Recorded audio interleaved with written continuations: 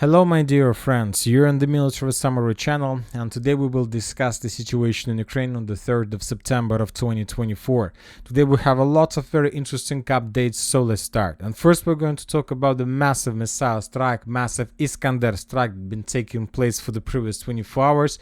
The Russians attacked lots of cities, lots of places, and let's start from the Poltava area. According to information we have, the Russians attacked the training center of the communications in Poltava. As a result of attack, the Russians attacked this territory on today, September 3rd, at about 9 a.m. of the Ukrainian time. In this short video, we can see the first smoke after the strike. In this photo, we can see the same picture, but from another angle. Later, we got more details about the attack, and we got the video of consequences of the Russian Iskander strike. In this video, we can see the training center. As you can see, almost half of the building was completely destroyed, reduced to ruins. And we see some volunteers that were heading to the building, probably to evacuate and to rescue as many as possible soldiers below the ruins. And later, a few hours or few minutes later, we start receiving official numbers and official statements from the Ukrainian authorities. And the first person who provided us more or less reliable numbers was the president of Ukraine, Zelensky. According to him, more than 180 people were injured. Unfortunately, according to Zelensky, many died. As of this time, this information was posted somewhere at 3 p.m. of Ukrainian time. 41 people are known to have died. My condolences to all relatives and friends. So once again, this information was posted somewhere at 3 p.m. of the local time. Later, we got additional update from Ukrainian authorities, and by 5 p.m. of the local time of Ukrainian time, the number of Ukrainian soldiers that were killed in the strike on Poltava has increased to 47, and 206 were wounded. Some are still under the ruins. So these numbers were reported by Elena Zelenskaya, the wife of the president of Ukraine. Now we can see the numbers that were provided by the official Ukrainian sources. But as for pro-Russian sources, of course, the numbers are much higher. As for the Russian sources, the current losses of the person, the soldiers of armed forces of Ukraine, were more than 200 soldiers. 200 were killed as a result of Russian Iskander strike. And according to about the wounded, according to the Russian sources, more than 500 soldiers were wounded as a result of this strike. Obviously, the losses are very, very sensitive and very, very heavy. As for the sensitive part of the losses, also would like to point your attention to one important statement, one important article that was published by Sweden, volunteers Britta Elvanger. She reported that as a result of this attack, the Ukrainians lost not just the servicemen, but a lot of instructors and volunteers from Sweden. And I'll remind you that Sweden was planning to supply the Ukrainian armed forces with 2 ACS and 890 AWACS aircraft that Ukrainians were planning to use to supply and support their F-16s during the battle for the sky above Ukraine. And according to her, most likely those instructors, those engineers that were, training the Ukrainians also died as a result of Russian Iskander strike. Obviously, the losses are very, very, very sensitive to the Ukrainian army. Now let's talk about other details, about other reports. According to information we have, there were a few explosions in Kharkiv. Currently, we haven't received any results about this attack. We don't know for sure what the Russians managed to destroy and what kind of losses the Ukrainians suffered. Furthermore, we have additional videos and pictures from the city of Dnipro. Also, lots of explosions, lots of missile strikes with Iskander that took place yesterday at 10 p.m. of the local time. And we have another video from Zaporozhye, and we have the real video that was published by the Russian sources. In this video we can see Iskander strike on Ukrainian hotel, and according to information we have, some foreign volunteers entered Zaporozhye and bought the rooms in the hotel, and as a result of attack the Russians destroyed the hotel, of course, with significant number of Western volunteers and instructors. So but without the numbers. source, of course. And once again, we just discussed the previous video that the Russians changed their tactics, and according to info from some military correspondents, Russian army artillery brigades now have an Iskander detachment attached. So imagine yourself, every single Russian artillery regiment, brigade, even maybe battalion has their own Iskander detachment attached, which confirms that first of all the Russians have significant number of Iskander launchers, significant number of missiles, and the most important, the Russians managed to reduce the necessary time to make a decision when to attack, how to attack, and for example what time to attack. And this situation, this small improvement led to the current situation on the ground. We can see significant number of Iskander strikes every single day, and the Ukrainians suffer significant losses as a result of these attacks.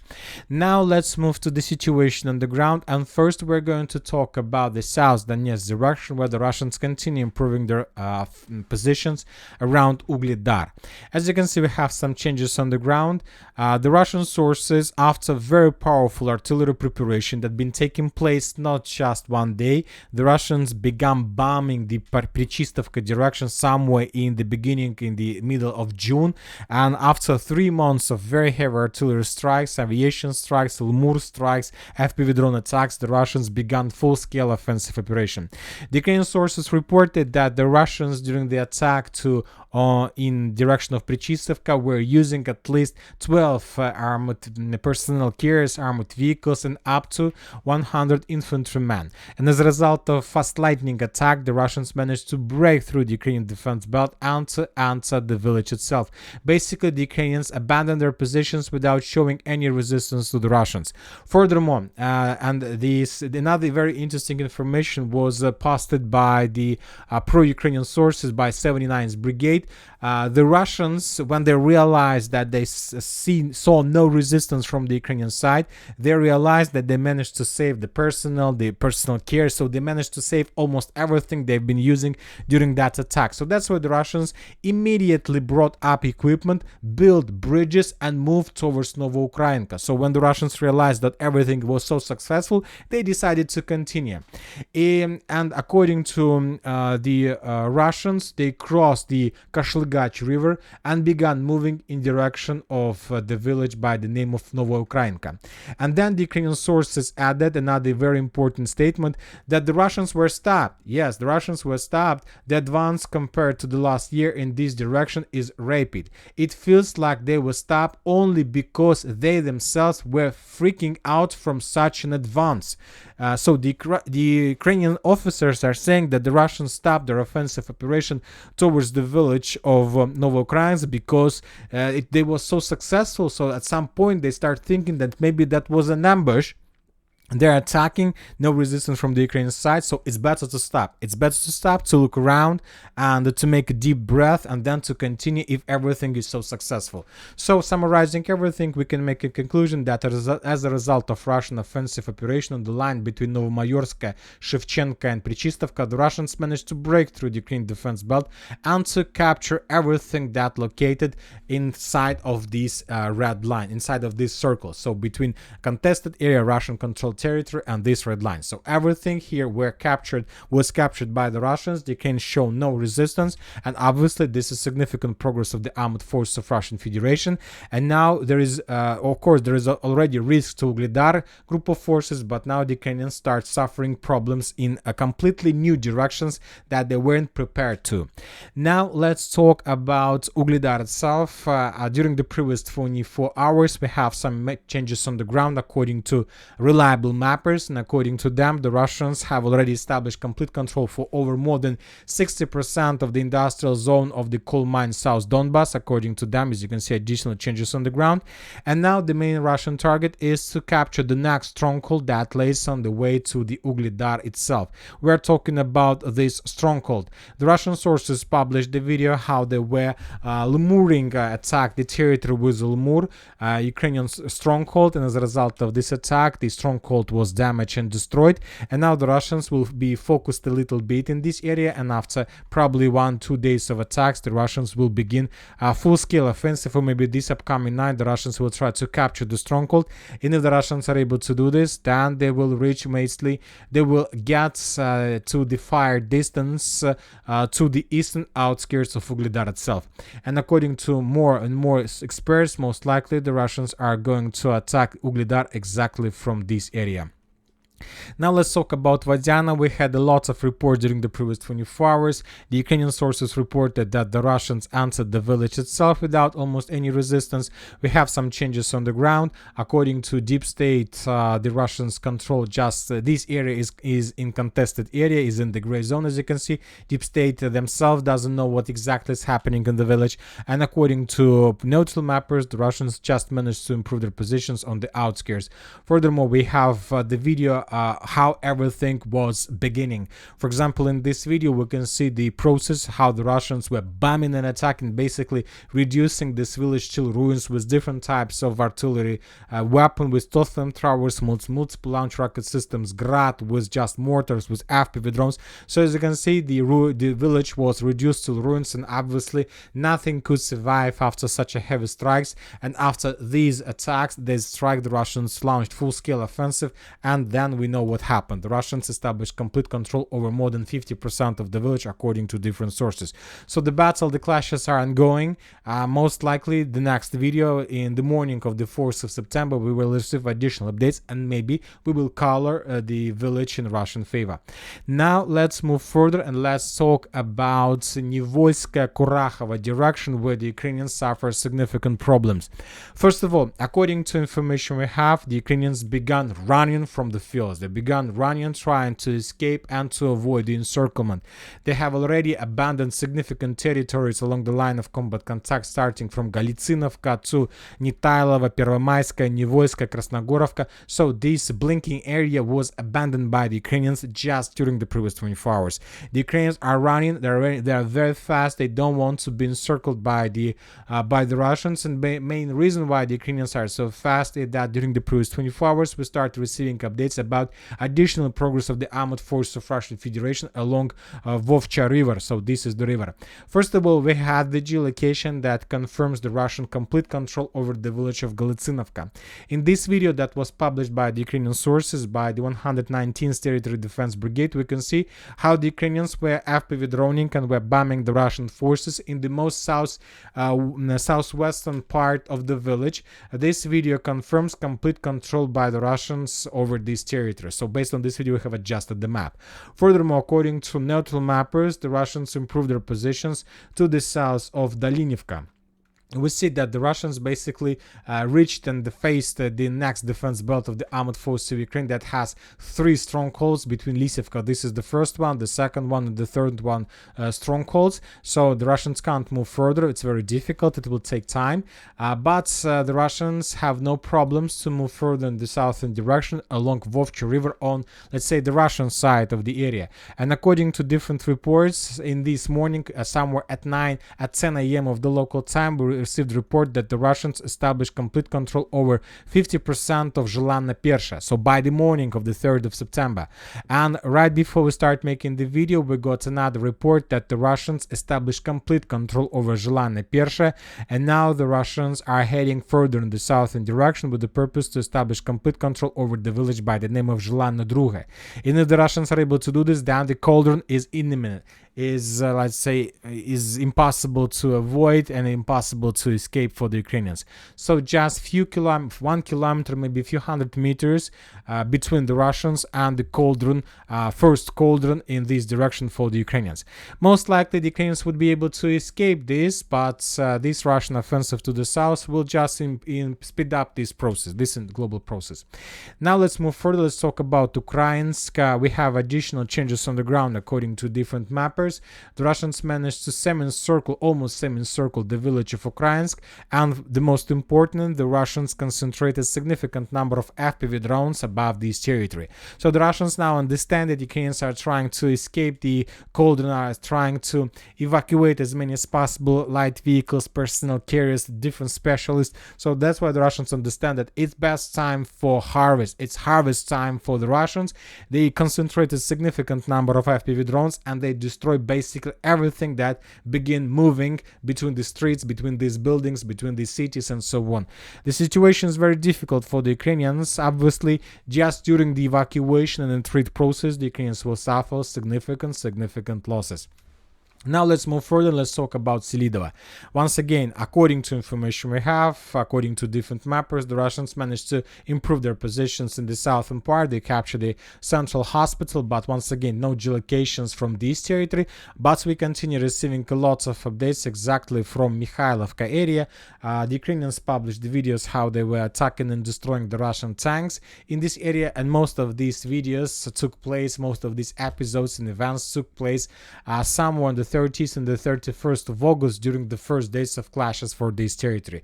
We haven't received anything starting from the 1st September till the 3rd of September that can clarify the situation in this area about the Russians or about the Ukrainians. Now let's move further and let's talk about Novogrodovka. Today we got another video, another photo that confirms additional Russian progress. So as you can see, while most of the mappers have already adjusted the Novogrodovka area in Russia in favor, we continue collecting reports about additional progress, because once again, according to my understanding of the situation, there are still Ukrainians inside of Novogrodovka. There are still very heavy clashes, and reports that the Russians captured Novogrodovka completely were a part of wishful thinking, let's say, theories of different mappers and different bloggers. There are still clashes. The situation develops obviously in Russian favor. The Russians are pushing and they're taking one block by another. So obviously it was too fast to capture Novogrodovka in 4 days, and obviously it wasn't captured so fast. There are still a lot of islands of resistance there, and the Russians are clearing the territory. In this photo we can see the town hall. Russian soldiers are in the vicinity, in the entrance to the town hall. The Russians are holding flag, the sign of the town hall, and different important let's say signs that confirms additional progress. This is the building where the Russians were making their photo, and obviously based on this video we have a photo, we have adjusted the map in Russian favor. So still we haven't received anything from the railway station. We still haven't received anything from this Zhukovskoye, the plant or industrial zone of Zhukovskoye, and from this residential part of the village. Most likely the Russians either have already captured or about to capture this territory, but let's wait for additional updates, because as soon as the Russians are able to enter the landfill, the Terikon of coal mine of Novogrodovka II, only then we will be able to adjust everything without any geolocations. But for now, most likely this landfill is still under Ukraine control, and when the Russians are able to take under control Novogrodovka completely, they will be able to release significant number of forces that they can use further in the Selidova offensive operation.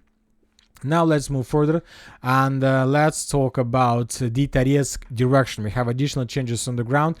According to information we have, the Russians managed to capture the school number 1. This is the school, this very powerful stronghold according to the Ukrainians. This information was reported by different pro-Russian sources. We still haven't received anything that can confirm this, but obviously the Russians are getting deeper and deeper inside of Toretsk. Furthermore, according to information we have, the Russians managed to establish complete control over the village by the name of Druzhba. The forces of the 28th Mechanized Brigade of the Armored Forces of Ukraine published the video of how they were FPV droning the Russian forces and the Russian positions in the most northeastern western outskirts of the city of Druzhba.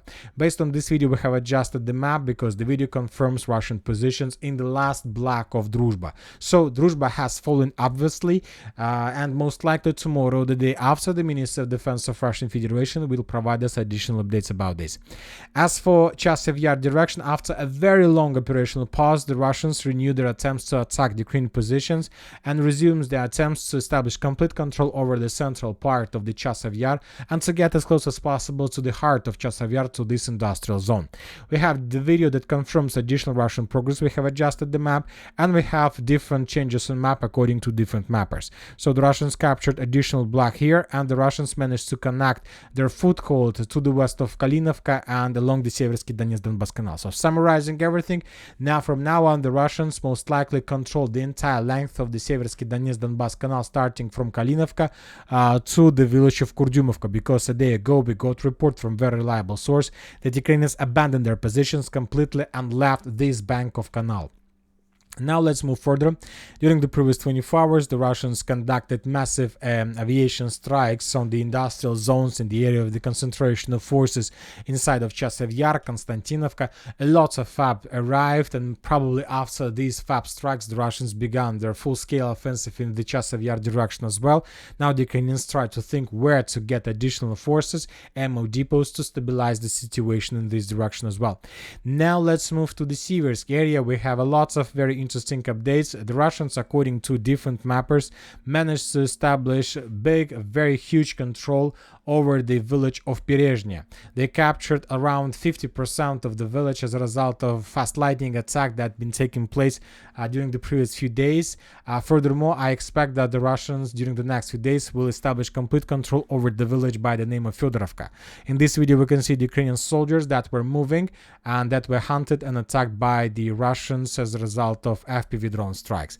And as for the village of Fedorovka, just to remind you, since the beginning of August and since the beginning of August, yes, we got significant number of geolocations. Basically, the Russians have already cleared the territory completely. Almost every single building was already droned by the Russians, FPV droned by the Russians, so I have no doubts that just a matter of time, a matter of maybe a few days when the Russians will secure the village completely. Now let's move further and let's talk about the Kupyansk direction. We have a lot of very interesting updates from that territory as well. According to information we have, the Russians got as close as possible to the river of Oskol itself, and the Russians improved their positions according to different mappers. And now if we calculate the distance between the edge Russian positions in this point and let's say this building of the village of Glushovka, the current distance is less than 2 kilometers. For example, if we calculate the distance between this edge Russian position and this building in the village of Kolesnikovka, then the distance is around 2 kilometers. So the next Russian attack to the west will lead to and the Russians will answer the, let's say, the towns and the cities along the Oskol River. Most likely the Russians are planning to do this in the very near future. Most likely the next Russian goal and the Russian target to take under control these territories. And if the Russians are able to do this, then the entire Kupyansk direction will be cut in two. And then the Russians will handle with every single direction separately. During the previous 24 hours, the Russians conducted massive missile and aviation bomb attacks all over the entire Kupyansk direction. The Ukrainians suffered significant losses. Now let's talk about the Kursk direction. We have a lot of very interesting and completely opposite updates from different sources. We have some changes on the ground. In this video we can see Russian FPV drone attack on Ukrainian vehicle that was moving towards the mainland. This video confirms that Ukrainians have strong control over this territory. We have adjusted the Ruska Konopelka area in Ukrainian favor. In this video we have significant number of episodes of how the Russians were bombing the Ukrainian positions all over the entire Kupyansk direction. We have a lot of episodes, lots of them were geolocated. One of the explosions took place here, one of the FAB attack took place here. So based on this video we have adjusted this part of the Kursk direction in Ukraine favor as well. Now let's move to this area, to this contested area. As you can see, we have a very huge contested area between the village of Pogrebki, Marievka, Orlovka, Novaya Sorochna, Staraya Sorochna, Malaya Loknya, and Nikolsky, Kositsa, Ruskaya Porechna. So a lot of territories were captured by the Ukrainians according to different mappers update. According to Deep State, yes, the Deep State reported about significant progress of the Ukrainians. But as for today, the Russian very reliable source reported that as a result of fast lightning, full-scale, broad frontline counterattack of the armed force of Russian Federation, the Russians managed to restore control control over the village of Pogrivki, Orlovka, Mariivka, Kamyshevka, Stara Sorochna, Nova Sorochna, Malaya Loknya. So everything here was restored by the Russians as a result of clashes during the previous 24 hours. Of course, we are not going to change the map until we get reports and confirmation from reliable mappers, or until we get some geolocations, but obviously the situation is very interesting. Yesterday the Ukrainians colored these territories, and now we see the Russian counterattacks, and they managed to restore almost everything. So let's wait, of course, let's wait. And if this information is correct, of course, we can make a conclusion that Ukrainian Kursk offensive was stopped, obviously, and now the Ukrainians are redeploying their forces back to the Pokrovsk direction. And if this also is correct, then soon, maybe in a month, maybe by the end of the year, the Russians will be able to restore control over the entire Sudzha region. And that's it for today. Military Summary channel reminds we condemn any violence in the world. Thank you for watching. Subscribe to my channel, put your likes, join my Patreon, and have a good day. Bye bye.